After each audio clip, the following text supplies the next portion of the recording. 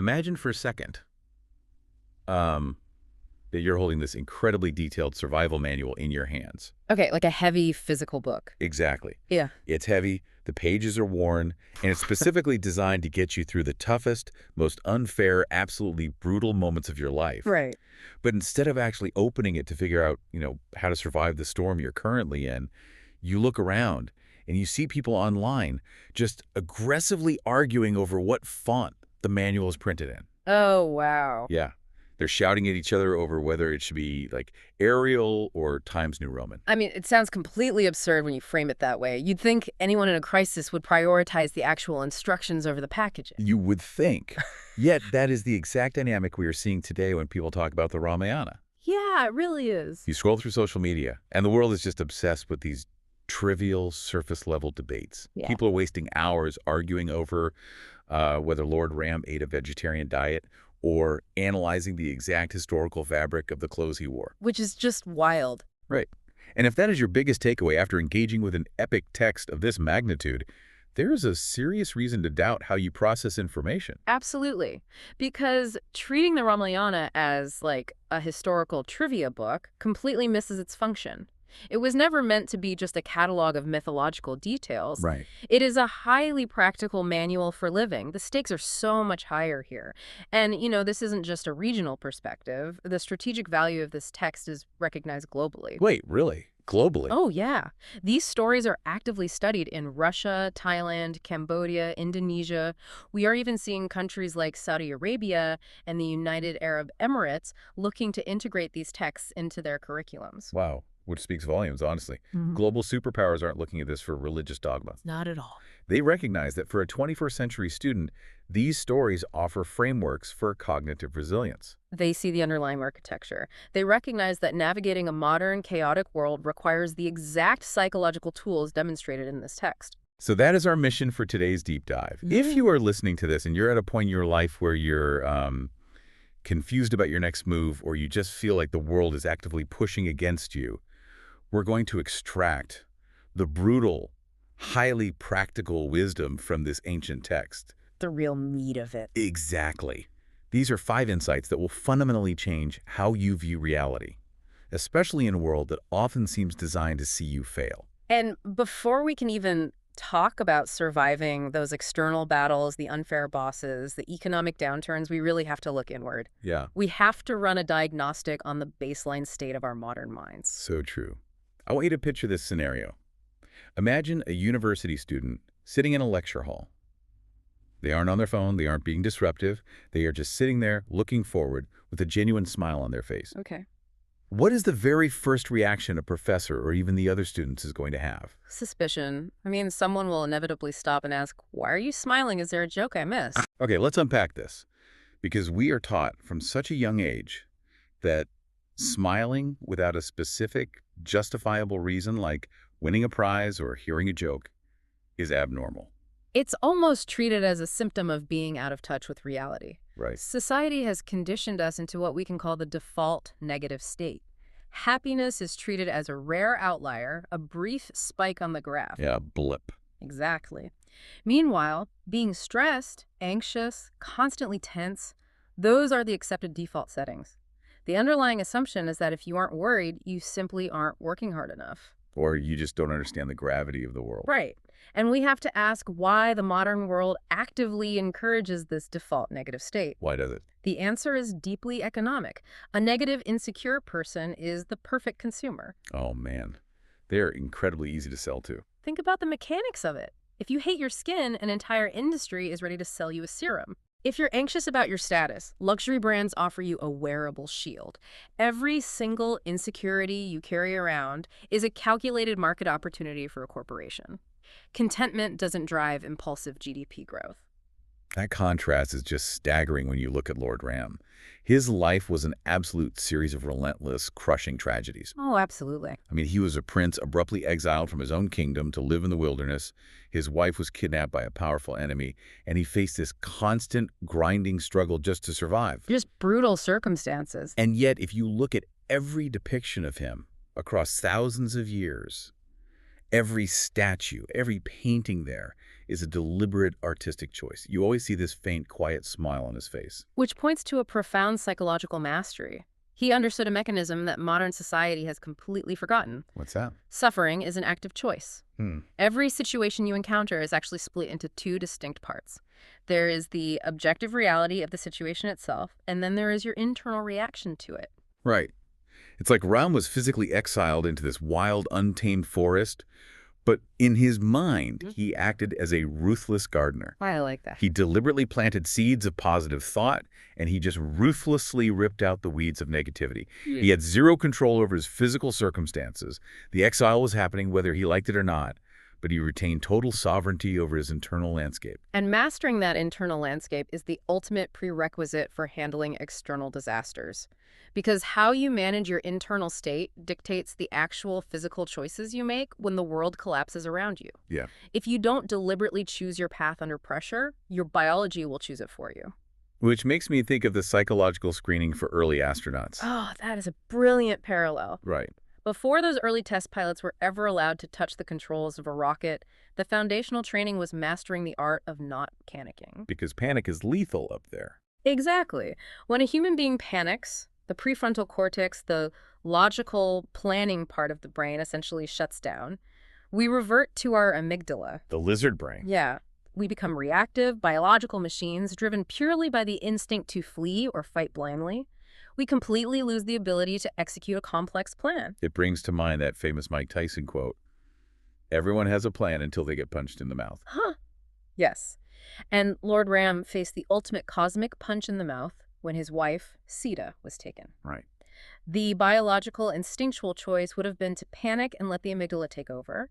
He could have instructed very logical-sounding excuses to avoid the pain. Like what? Well, he could have blamed his brother, Lakshman, for leaving her side.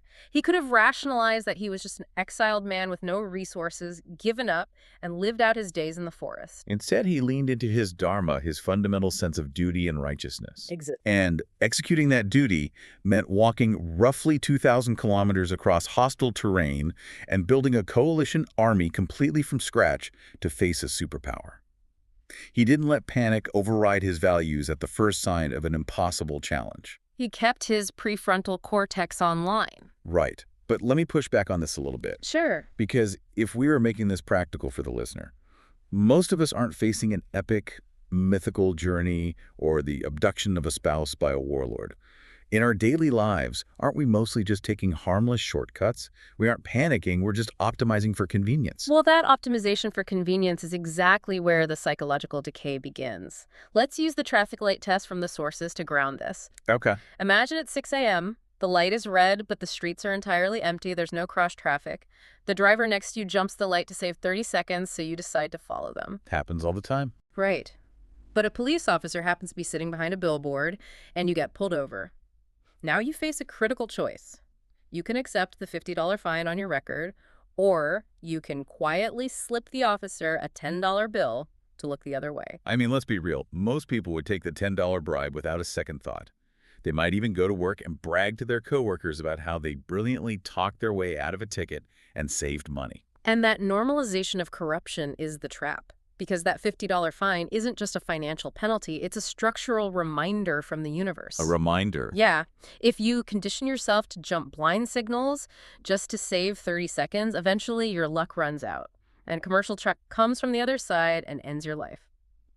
The universe sends us these small, painful reminders, the fine, the reprimand, the minor failure, to keep us inside the guardrails of reality. But we actively silence those reminders because the bribe is cheaper in the short term. We silence them, and by doing so, we invite a termite into our psychological foundation. Oh, a termite. Deliberate, convenient mistakes are like termites in a wooden house.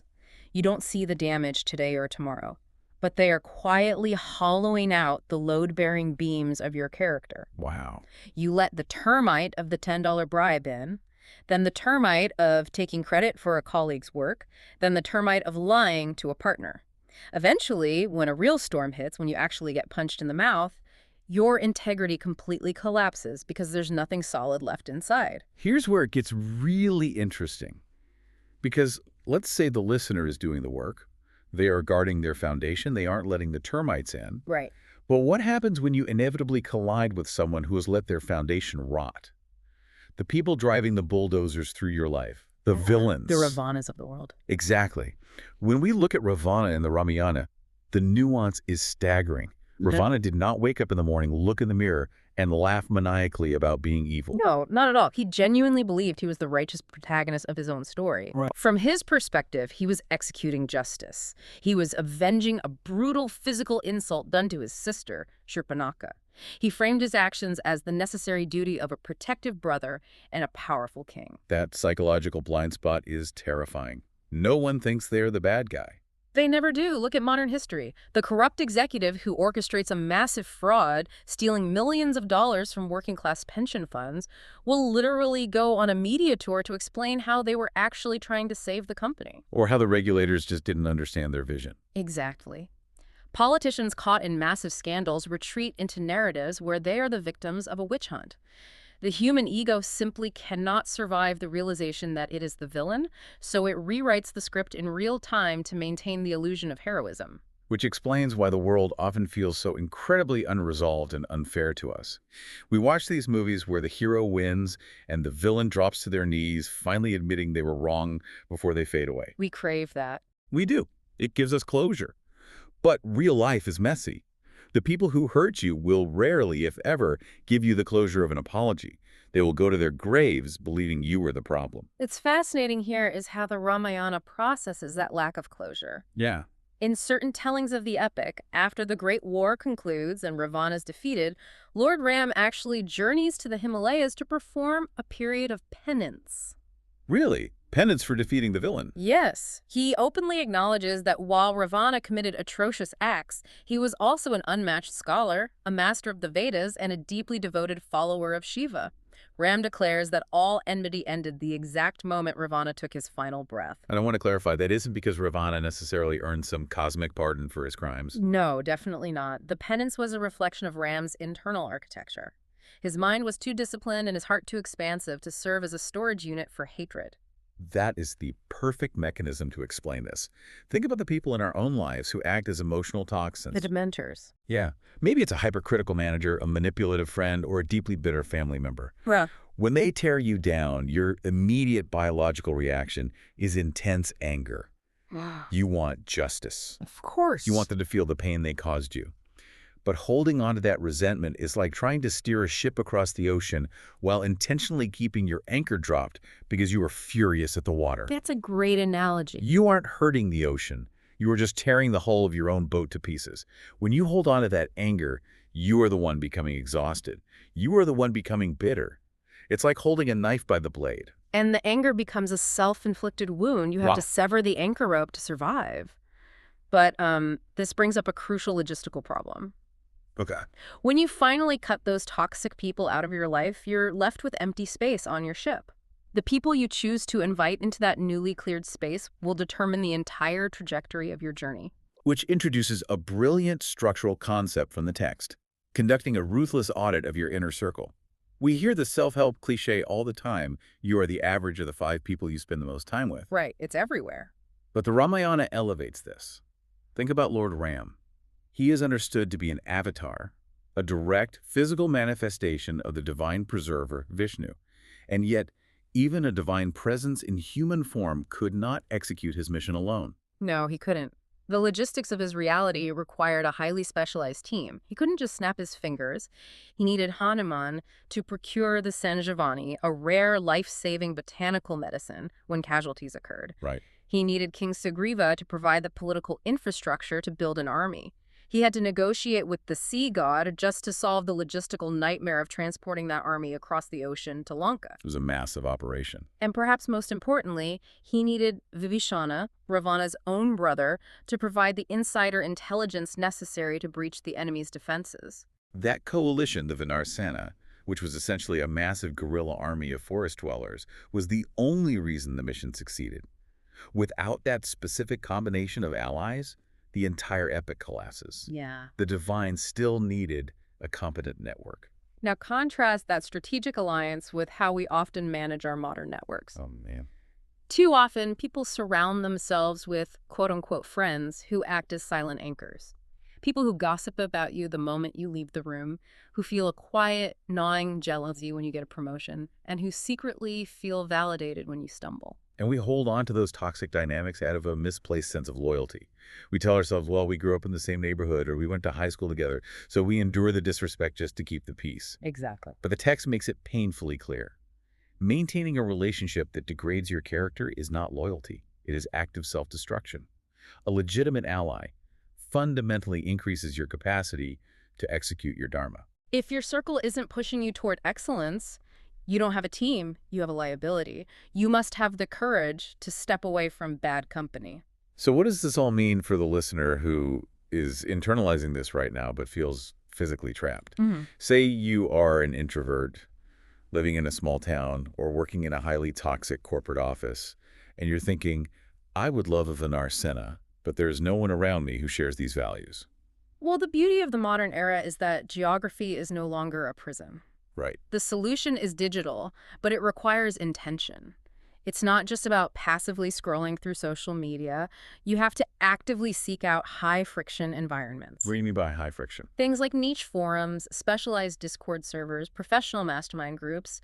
Look for communities that require proof of work to participate, places built entirely around production, learning, and shared values, rather than just consumption or complaining. So you essentially bypass the geographic lottery.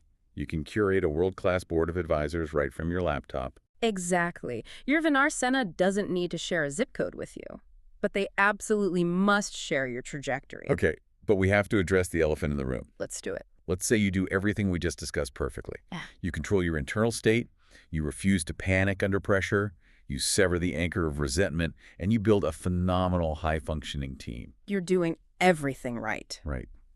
Things can, and frequently will, still go fundamentally, spectacularly wrong.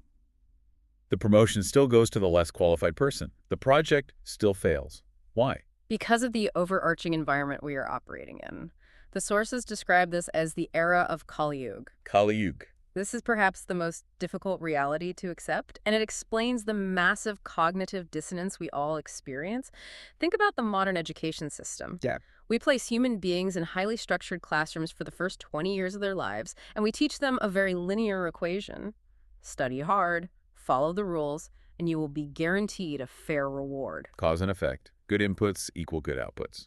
Exactly. Well, that tracks with the theory, but then we dump them into the real world, and they spend the next 60 years desperately trying to unlearn that equation. Because it's a lie. Because in Kaliyug, cause and effect are severely fractured. In a corporate environment, the person who quietly grinds and produces the best work is often just rewarded with a heavier workload. Meanwhile, the person who excels at manipulating office politics and flattering the executives walks away with the equity and the promotion. The sources map out the historical progression of the yugas, the grand epochs of time, to explain how this fracture occurred. Right. In the ancient Satya Yuga, the architecture of the universe was clean. The divine and the demonic existed in entirely separate physical realms. Very distinct. By the Treta Yuga, things started to compress. The gods and demons shared the same world, fighting across oceans. Then in the Dvapara Yuga, it compressed further into the same family cousins warring against cousins. But now, in Kaliyug, the compression is absolute. The divine capacity for incredible good and the demonic capacity for profound betrayal live inside the exact same person. If we connect this ancient cosmology to modern behavioral economics, it maps perfectly onto game theory. Kaliyug is essentially a global breakdown of the Nash equilibrium. Oh, this is the perfect framework. Explain how that connects to our daily interactions. Think about the classic prisoner's dilemma in game theory. Two suspects are arrested for a crime and placed in separate, soundproof interrogation rooms. Okay. The prosecutor offers them both the same deal. If they both cooperate with each other and stay silent, they both get a very light sentence, say 1 year in jail. A slap on the wrist. Right. If one betrays the other while the other stays silent, the betrayer walks away completely free, and the silent one gets slapped with a heavy 3-year sentence. Ouch. But if they both betray each other out of fear, they both get 2 years. So pure, unemotional logic dictates that they should both just keep their mouths shut. That produces the best collective outcome. Pure logic dictates cooperation. But Kaliyug is defined by a zero-trust environment. Sitting in that room, neither person believes the other possesses the moral integrity to stay silent. Driven by fear, paranoia, and self-preservation, they both pull the trigger and choose betrayal.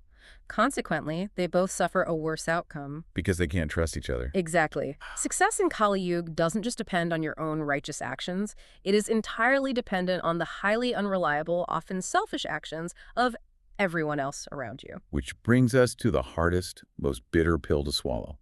Life is inherently unfair. It really is. Good people will experience profound suffering.